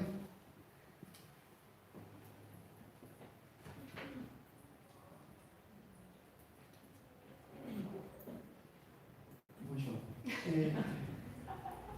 ¿Con qué otro contexto querés comparar este recinto, sería esta casa? Bueno, la idea es trabajarlo con unas piezas que se encontraron en una cueva con arte rupestre, que nos permitiría comparar cómo estas cerámicas funcionan en diferentes contextos, pensarlas como en una idea de un contexto que claramente es habitacional con otro que no, y cómo pudieran o no haber cambios en la confección y cómo quizás esos cambios eran más, si eran materiales o de tipo contextuales.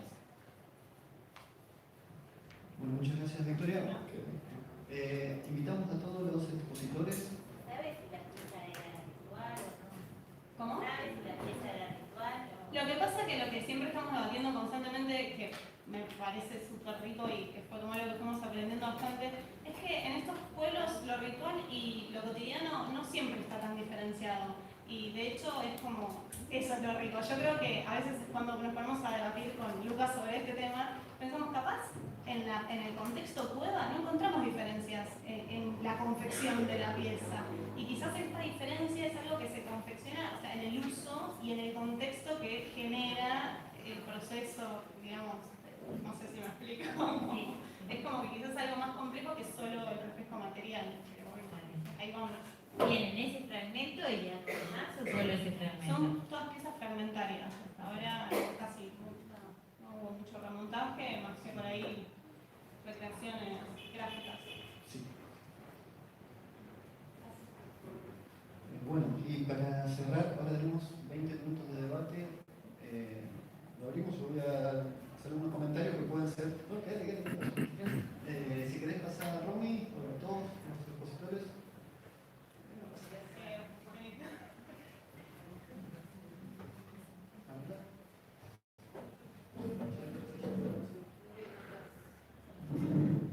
Bueno, por mi parte, felicitaciones a todos por las exposiciones, por los tiempos, por la diversidad de técnicas que han utilizado, por los resultados.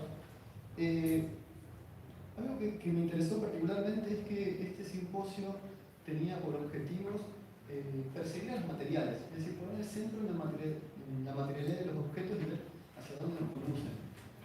Los caminos de casi todas las ponencias han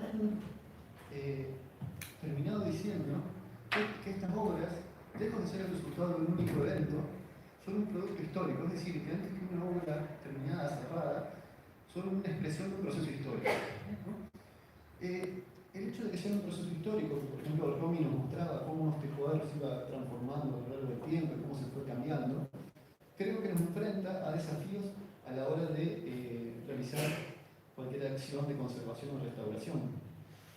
Así que, bueno, de alguna manera les quería preguntar, a ver, ¿qué les parece y cómo son estas elecciones y cómo deberían ser a futuro en el caso de otros sitios que no han sido conservados, como el caso de Oyola 7, de Oyola 34 también?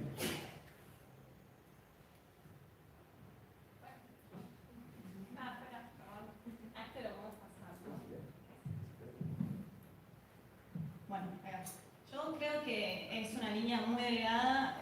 Un poco lo que hay es esto de lo que venimos hablando, que la historia no es algo fijo, que tiene un punto donde podemos decir acá termina, a partir de acá no, a partir de acá sí. Creo que es más fácil quizás pensarlo con las piezas arqueológicas y quizás un poco más desafiante con todo lo que es el arte más como canónico, pero creo que es algo que se debe debatir interdisciplinariamente y nada, afrontar las consecuencias de la elección que se tome, desgraciadamente, porque no, otra no queda. Lucas. Está abierta la discusión. También para otras preguntas.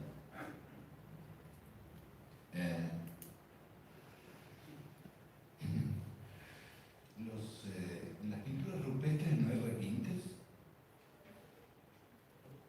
Es decir, porque estoy hablando en un sentido más sencillo del término. Yo no soy especialista, pero estuve en Oyola, estuve en muchos otros lugares, y muchas veces se nota que al ser sitios, no solo habitaciones, sino más bien lugares ceremoniales, muchos de estos diseños están rehechos sobre sí mismos. ¿Ustedes comprobaron eso? Porque este sería un grave inconveniente para la datación, en el sentido de que ustedes parten de la base de que eso ya es de esa época o tienen alguna duda.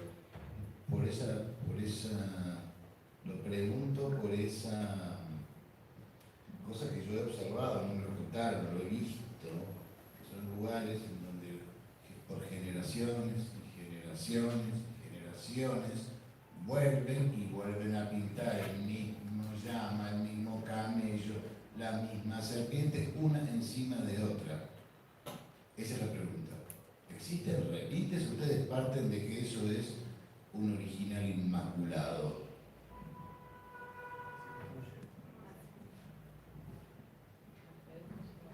Hay un par de estratigrafías en las cuales pudimos observar que debajo de la capa de la mezcla pigmentaria que observamos directamente hay otras capas de pinturas. Por lo tanto, es probable que existan repintes. Ahora, tenemos dos formas en que estamos viendo esto en Oyola. Por un lado, en algunas vemos entre esas capas otros estratos que son de oxalatos de calcio, que algo que estuvo comentando Erwin. Estos oxalatos son el producto del metabolismo de líquenes en su interacción con la pintura o con la roca. Mayor espesor de estas capas indicaría un mayor paso de tiempo entre un evento y otro. Es decir, que quizás el último no vio la pintura que estaba abajo. Eso sería un tipo de caso. Y otros en los cuales entre pintura y pintura no hay nada. O sea, que están en contacto, con lo cual es probable que el que hizo la segunda pintura, la de arriba, haya estado mirando o veía bien el motivo. O sea que si eso lo estamos viendo en Oyola, el desafío es cómo fechar. Esto del espesor de los oxalatos puede ser una línea de datación relativa quizás, pero que no nos da una idea exacta de la cronología. Ahora lo que estamos tratando de hacer es separar esos estratos a través de distintas líneas y fecharlos por separado. Vos contestaste, pero ya no. Eso sí. Nada, era una duda. No, el planteo sería, o la discusión sería si a eso uno le puede llamar repinte, ¿no? Claro, yo iba a mencionar un poco eso, que a veces esas intervenciones, más que repintes, son reactivaciones simbólicas de lo que presentaba esa imagen. Si la imagen tenía un carácter propiciatorio de, no sé, favorecer la casa, por decirlo, ¿no? ¿no? Yo, persona que imagina eso, quizás el pintarlo nuevamente no es un reprint en sí, sino que es una reactivación y tiene como otra característica. Pero eso viene más a si es un reprint o no, porque el otro de la datación es otra cosa. Claro. Ahora, pero ¿qué hacer con el tema de la conservación y la restauración de estas obras, ya sea sitios arqueológicos, ya sea pintura de Caballete, o hasta los mascarones que también fueron intervenidos cuando son el producto de historias muy complejas, algunas de las cuales incluso se siguen modificando actualmente? Hay sitios arqueológicos que actualmente, para que funcionen como sitios, son intervenidos por la comunidad agregando nombres o agregando figuras. O sea, ¿qué estrategia de conservación desarrollar en estos espacios cuando justamente sus características que son transformadas constantemente? Va a ser largo, pero son dos puntos. Uno que lo viví cuando cursé el posgrado de gestión y teníamos de profesora una antropóloga que ella fue miembro de la UNESCO. Y acá es un poco este caso que preguntaba Néstor, o que vos decías realmente si repite o no repite, y probablemente también nos está pasando al día de hoy que el patrimonio en Argentina, y creo que a nivel mundial pasa lo mismo, en Argentina se está transformando en una moda de consumismo porque está ahora asociada más al turismo, que por un lado está bueno porque se hace conocer lo que es patrimonio, pero por el otro lado está faltando la pata educativa que nos está ganando la carrera porque esa parte de consumismo va más rápido y se depreda más rápido que lo que se conserva. Entonces, esta profesora lo que nos contaba es que muchas veces que ella terminó renunciando porque la UNESCO muchas veces para darle la categoría de patrimonio, de inmaterial, de la humanidad, bla, bla, bla, bla, tenía que accionar hacia ciertas costumbres o hacia ciertos lugares para poder tener ese nombre, y aparte no solamente para tener ese nombre, para poder obtener los fondos, que eran también pocos de la UNESCO, para poder mantenerse en vida. Entonces era como un toma y daca, era como lo que nos pasa en Argentina, como un plan que yo te nombro patrimonio, pero bueno, me tenés que, no sé, ella nos había dado un ejemplo de una comunidad que se tenía que vestir de cierta forma para seguir siendo parte de esos fondos y para, bueno, seguir manteniéndose dentro de estos nombres de la UNESCO. Y por el otro lado, a nivel nacional, lo que yo veo es que sí, lo que es necesario para conservar, en este caso Montaña, el tema de los mascarones, y puede ser cualquier otra pieza, es que tal vez también tiene que ver con el tema de tomar políticas más fuertes de concientización, no solamente a nivel de museo, sino a nivel de distintos estratos sociales, como pueden ser colegios secundarios, colegios primarios, y involucrar un poco más esas políticas, como yo creo que en la región, yo creo que Chile, Brasil y otros lugares tienen políticas dentro del nivel educativo, desde ya más chiquito, concientizando y trabajando esas cuestiones, porque al fin y al cabo estamos hablando de algo que nos pertenece a todos, y si entre todos no colaboramos a que haya una educación, muy difícil va a ser después eso preservarlo para las generaciones que siguen. Podría seguir.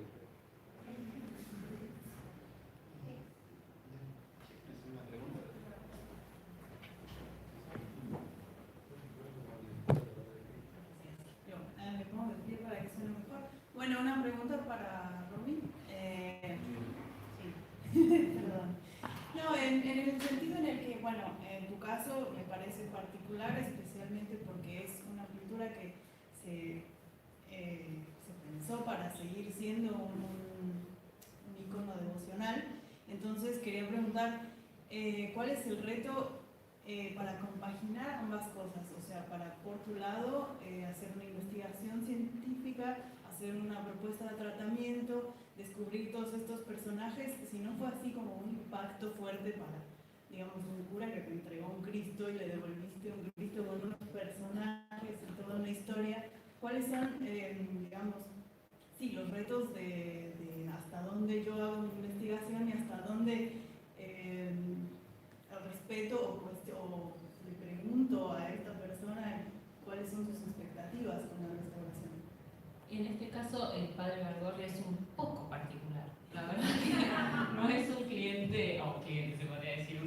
persona que esas cosas como que las tenga muy, muy en mente. La verdad que él fue a un anticuario, lo compró y lo trajo como, bueno, a ver qué pueden hacer, la verdad que lo quiero exponer. Y eso estuvo bueno porque no nos limitó en los procesos, en la elección del trabajo o en querer investigar. Él es una persona que justamente está abierta a esas cosas. Entonces el poder estudiarlo desde la materialidad, encontrar estos objetos, fue fructífero para nosotros porque decís, bueno, tanto esto de que tarea quiere decir todo el tiempo, bueno, trabajemos multidisciplinariamente, investiguemos todo, trabajemos en equipo, se pudo llevar a cabo gracias a este pequeño descubrimiento que quizá en un cuadro decís, bueno, se va en una semana y terminó estando 5 años, más o menos.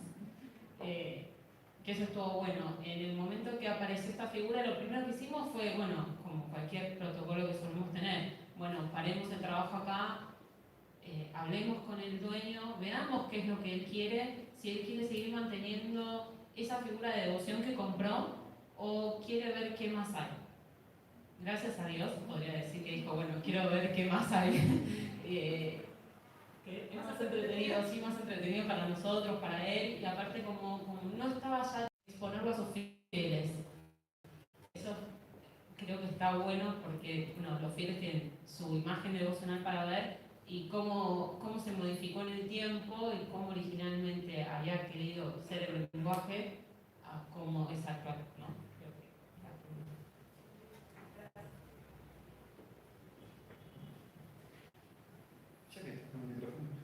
¿Y cuál es para vos, Romy, cuál es la obra?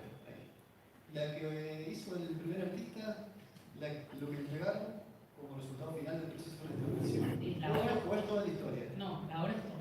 La obra es toda la historia, desde el primer momento hasta ahora. Otra particularidad y lo bueno que tiene Tarea y que me ha machacado la cabeza desde el momento que entré es justamente registrar todos esos pasos y mostrar el momento como era antes, como era después y que todo es historia. Mismo de, bueno, detalles, si el padre no hubiese querido levantar los repintes, era demostrar, bueno, está bien, el cuadro es esto, pero abajo hay esto es parte de su historia, estos son todos los momentos previos que hubo. Por más que este sea el resultado final, hay un montón de cosas. Hay que analizar también qué es lo que quiero retirar, qué es no.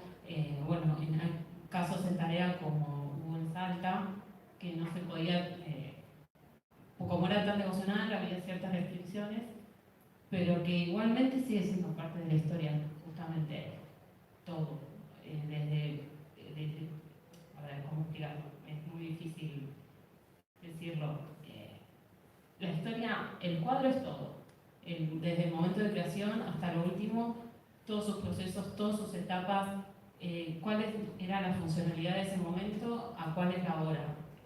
En la pintura colonial, originalmente era para enseñar lo que era la religión española en ese momento, que es la cristiana que hoy por hoy asumimos, pero después el cuadro se transformó en un cuadro. Pero eso no, sí, sigue siendo historia. ¿Por qué? Porque lo quisieron tapar. ¿Por qué lo quisieron tapar?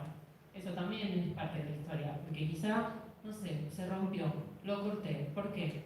Porque no quería ver que está roto, o porque simplemente quise tapar eso que en ese momento no me gustaba. Y sigue siendo parte de la historia del cuadro, sigue siendo parte de su legajo, de su historia como nosotros.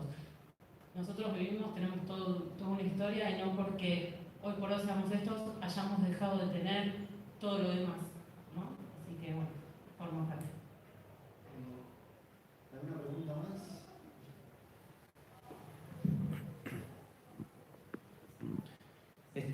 Conociendo las problemáticas y el esfuerzo de cada uno para llevar a cabo tantas investigaciones, el tiempo que se les toma, los recursos que se necesitan, como bien dijo el compañero, la velocidad del consumo cultural y lo que estuvimos comentando en estas charlas, ¿qué les parece a ustedes que son como las problemáticas más primarias o más necesarias abordar dentro de la disciplina en el ámbito local?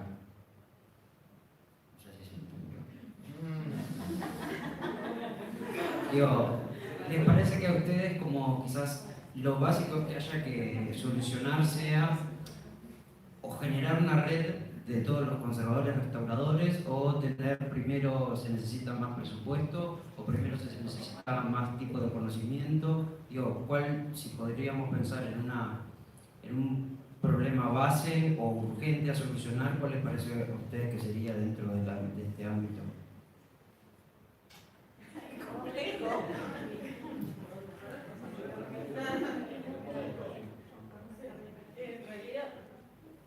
Creo que esa es una pregunta que nos podemos estar preguntando durante horas, meses, días, años. O sea, no es muy fácil como para responderte. Cada realidad es distinta. No es lo mismo la realidad de tarea, no es la misma realidad de un museo, no es la misma la realidad de los que trabajan en la legislatura o forma particular. Cada uno tiene sus propias necesidades. Si me preguntás principalmente a mí, Romina, ¿cuál es una de las cosas que podemos cambiar o necesitar? Es algo de lo que estuvo hablando Sergio. Primero, la educación. O sea, hay gente que directamente, nada, esto es una pared y nada, no me importa que sea una pared, nada, lo pinto, y no importa. O por ejemplo, el Congreso, es un ejemplo, el Congreso, va la gente, un piquete lo rompe y no se da cuenta que eso es patrimonio nuestro, que es nuestra cultura, que es nuestra historia. O sea, nos falta un montón de cosas, nos falta madurar y después, bueno, de ahí largo. ¿Alguna quiere decir algo más? Sí, también la educación, como dice Romy, no solo teórica en base a la restauración, cómo intervenir una obra o un patrimonio arquitectónico, sino también en la educación del respeto mismo, no solo de la gente, como dijo Romy, del Congreso mismo, yo que estuve trabajando ahí, que después de una marcha hay que volver a intervenirlo, sino de los mismos restauradores. Yo con mi experiencia he trabajado con muchos colegas que actúan de una manera que, siendo restauradores, uno no puede comprender cómo no tiene respeto por ser una pared, por ejemplo. Yo que tengo más experiencia en el patrimonio arquitectónico. Mismo ahora que estoy en el molino, hay muchas molduras y también me ha pasado que al principio estaban todos entusiasmados y en la moldura número 100 era como, ya está, la sacamos. No, tiene 100 años esa moldura, por favor no la saquen. Entonces es como, es eso. O sea, el presupuesto obviamente que siempre va a tener que estar porque se necesita mucho dinero para poder llevar a cabo todas las actividades que conlleva el proyecto que sea, desde un objeto del museo hacia un complejo arquitectónico, pero la base está en la educación, siempre.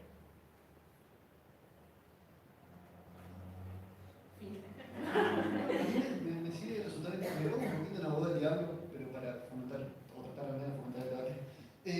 Igual me sigue resultando chocante que cuando vamos a los materiales y tratamos de seguirlos, lo que nos devuelven es historias de transformaciones, pero cuando planteamos restauración, tratamos de las palabras que surgen es lo inalterado, el respeto, la no transformación, que muchas veces van en contra de las historias de vida de cada uno de nuestros objetos. No sé, creo que está interesante para pensar si ahí no hay algunos problemas.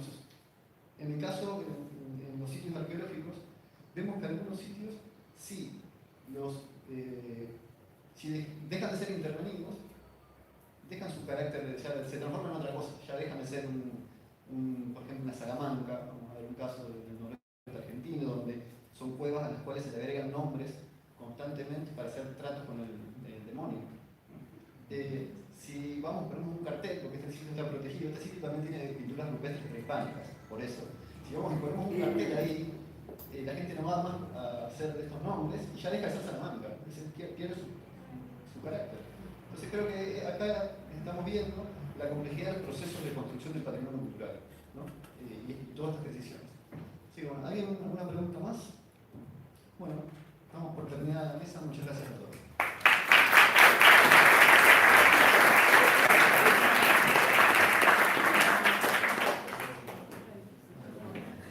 Hacemos una pausa de café, ¿sí?, que está en el primer piso, y les pedimos por favor